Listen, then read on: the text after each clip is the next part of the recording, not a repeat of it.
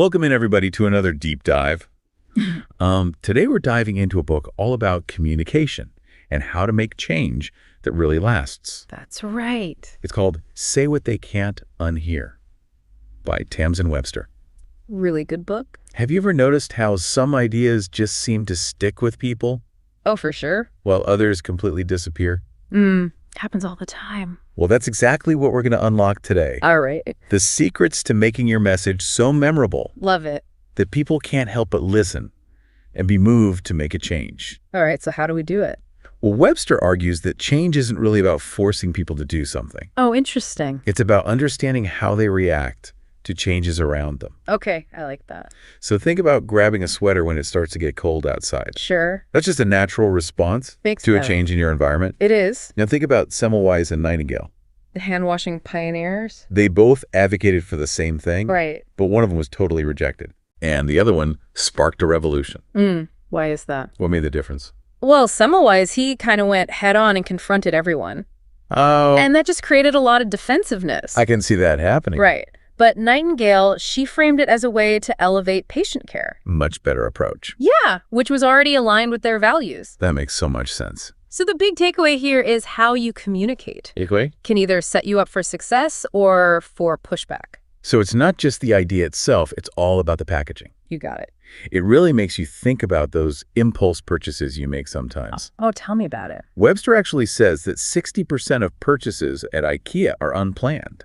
Wow, that's a lot. Isn't that fascinating? Absolutely. Every decision we make Even the ones that seem kind of spontaneous? stems from a story that our brain is constructing. Oh, interesting. We may not always realize it, Okay. but there's always a logical argument behind our actions. So even something like buying a vase at IKEA, it's not just about the vase itself. Right. It's about that little story we're telling ourselves. Like, flowers make my home look nicer. Sure. This is a vase for flowers. Exactly. Therefore, I need to buy this vase. The takeaway here is to persuade someone. Oh. You've got to come up with an argument Okay. that makes more sense to them than the story they're already telling themselves. So how do we do that? How do we understand those internal stories that people are telling themselves? Well, we don't need to read minds or anything like that. Okay, good, because I don't have that ability. It's more about understanding their primals. They're primals. Webster's word for those deep-seated beliefs that shape how they see the world. Oh. Imagine trying to pitch carbon capture technology to someone Okay. who doesn't believe in climate change. Right. You're speaking completely different languages at that point. Exactly. It's a non-starter. So are you saying we should try and change those core beliefs? Not really. That's usually not very effective. Yep. And it can even be counterproductive. So what do we do instead? You need to find shared primals Shared primals. and build your argument upon that common ground. I see. So maybe that same investor Oh, really values economic growth. right. You could frame carbon capture as a way to create jobs. I like that. And suddenly you're speaking the same language. You're connecting. Exactly. You're building a bridge. That's the key. Which leads us to something else that's super important to everyone. What's that? Identity. Oh, absolutely. Yeah. Webster really emphasizes that. What does she say? She says, identity is the greatest influencer. That's a powerful statement. We all have this deep desire to be seen as smart, Capable. good, For sure. and it drives our decisions. Much more than we realize. Way more. So if you directly criticize someone's viewpoint, You're basically attacking their identity. and that just leads to defensiveness, Exactly. they're going to shut down. Exactly. So what do you do instead? Instead of attacking their viewpoint, you frame your argument as a way to enhance their existing strengths. Even if you don't necessarily agree with their approach. Exactly. I like that. So, for example, Okay. you've got a marketing team that's resistant to new digital strategies. Right. Instead of dismissing their traditional skills, Okay. you position the new approach as a way to complement their expertise. That's good. Make them feel valued, Yes. not threatened. That reminds me of that scene in the book with the community meeting about school funding. Oh, yeah. That got intense. It turned into a total battle. It did, which illustrates perfectly how attacking people's deeply held beliefs can backfire. Especially when there's that much pressure. Exactly. Webster warns against that. Why? It rarely changes anyone's mind, Right. and it often just damages relationships. So what should they have done instead? Well, the teacher in the story did something really smart. What does she do? She shifted the focus to deeper shared values. Like what? Things like quality education and equal opportunities for all kids. That's brilliant. It is, right, because instead of trying to dismantle those opposing beliefs, Yeah. she found a common ground to build upon. So it's all about finding that bridge. Exactly. Now, let's talk about something we can all relate to. What's that? Change that feels like a constant uphill battle. Oh, yeah, I know that feeling. It's like trying to cut out sugar cold turkey. Oof. The pain is immediate, Ugh, I can feel it. but the benefit... It feels so far off. Exactly. And most people just give up. They do. And Webster compares that to change in general. Okay. If it feels like you're constantly struggling or like your identity is under attack, Right. it's just not going to last. Makes sense. Yeah. She also talks about this thing called the effort-to-outcome ratio, Yes. Love that concept. which basically means that even small changes, And feel insurmountable. if the effort seems to outweigh the benefit. Too much work, not enough reward. Exactly. So how do we fix that? We need to reduce the pain of change Okay. by breaking it down into smaller... More manageable steps. Yeah. I like that. And we have to consider the effort from their perspective. Always. This next principle might sound a little strange at first. Okay, I'm intrigued. When two truths fight, only one wins. Mm-hmm. Webster actually shares a personal story about this, What is it? where she had to choose between a beautifully styled bed Okay. and a consistently made one.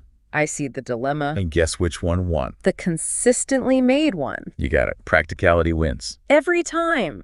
It seems like. Every time. Why is that? That's the power of cognitive dissonance. Cognitive dissonance. When two truths are clashing in our minds, Right. our brain will choose one to resolve that discomfort. We don't like that feeling of dissonance. We do not. But the interesting thing is that dissonance isn't necessarily a bad thing. Okay. It can actually be a catalyst for change. Oh, how so? It forces us to evaluate what really matters. So it's about framing your argument in a way that creates the right kind of dissonance? The kind that leads them to choose what you're advocating for. That's the goal. This is fascinating. It is. But what about when you're super passionate about an idea? Okay. You pour your heart and soul into it, I've been there. and you're met with complete indifference. Oh, that's rough.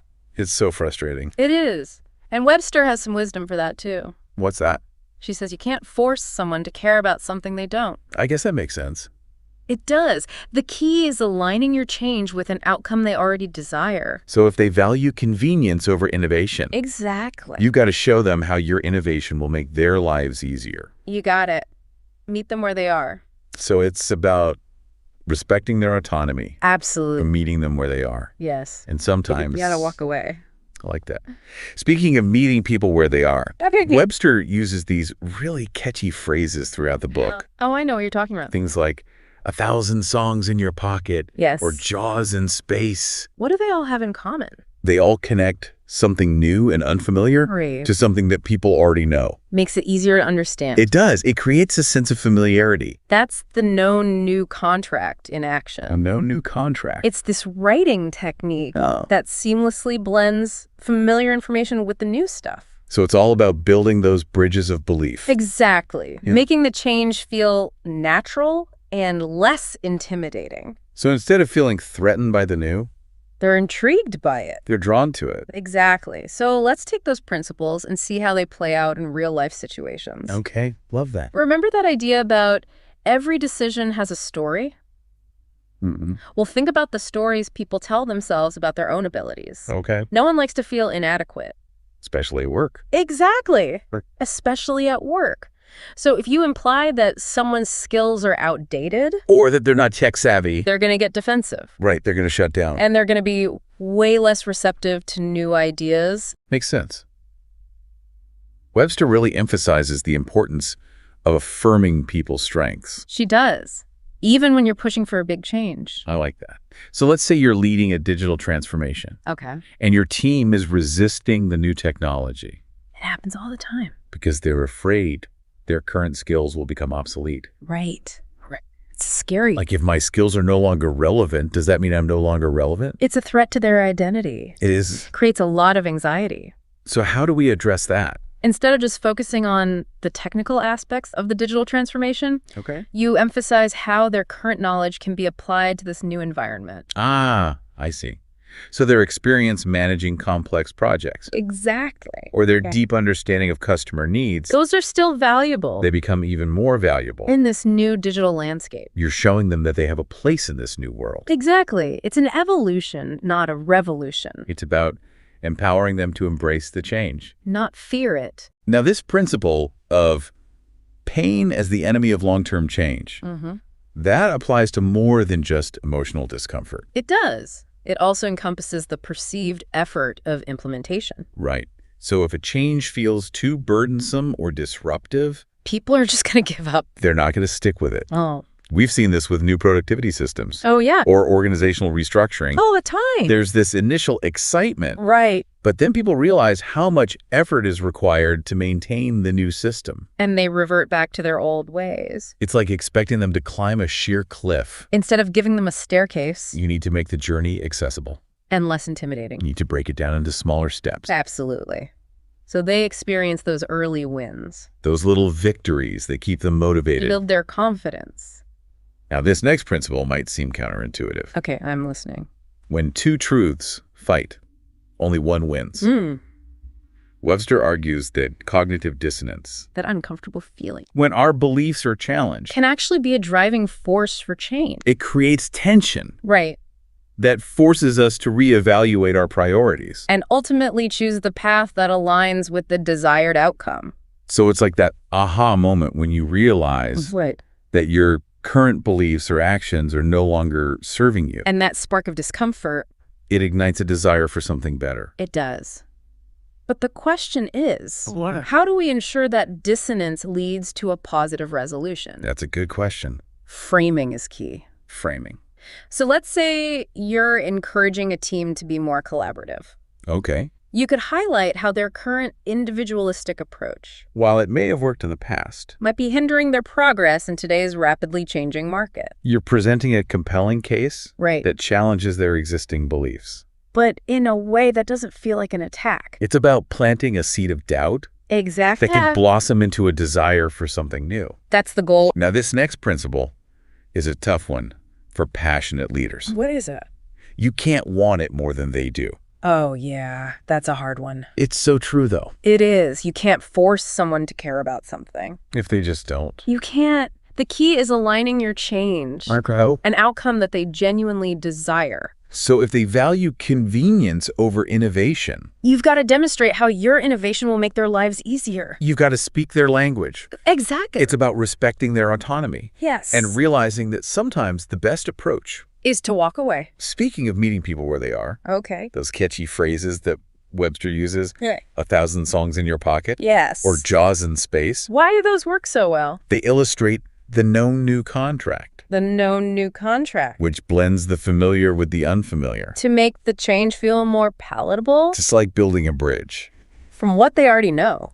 to what you're trying to introduce. Eh. It's really interesting to think about how these communication strategies, they're not just for big organizational changes or societal movements. Right. They can be applied to our everyday conversations too. Absolutely. Whether you're trying to convince a friend to try a new restaurant, Or get your family to go on vacation with you. it's all about understanding how people make decisions. And using that knowledge to communicate more effectively. Exactly. Yeah. So to wrap up our deep dive today, Okay. let's distill the essence of Say What They Can't Unhear All right. into 10 key takeaways. I like it. Let's do it. Number 1. Change is a reaction, not just an action. Right. Remember Semmelweis and Nightingale? How they both advocated for hand washing. But with completely different approaches. And completely different outcomes. So the way you present your message is just as important as the message itself. Absolutely.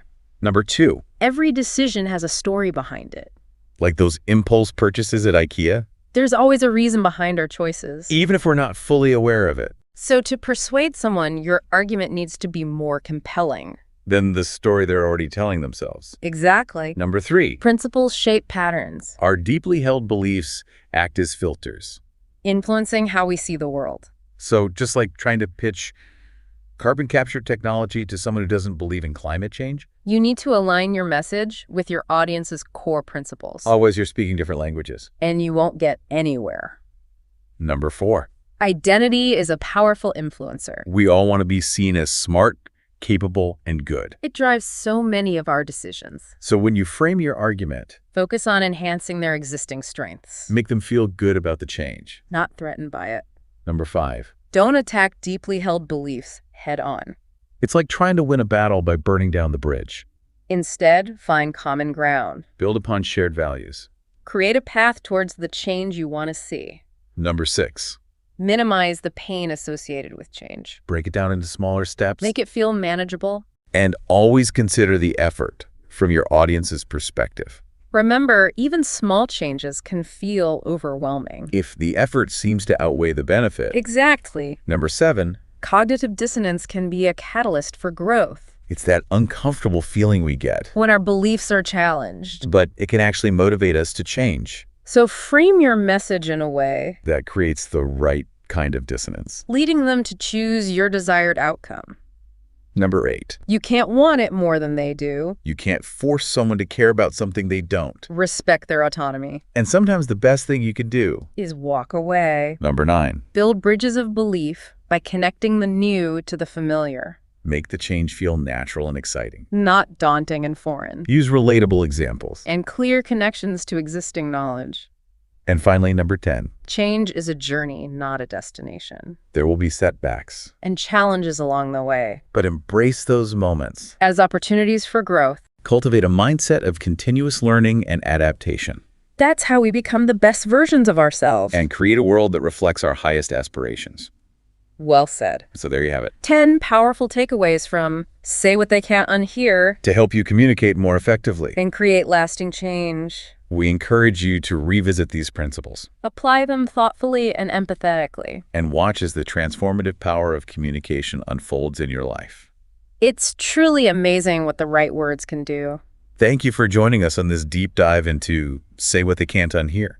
It's been a pleasure exploring these ideas with you. Until next time, keep those conversations flowing. And remember the power to create a better world.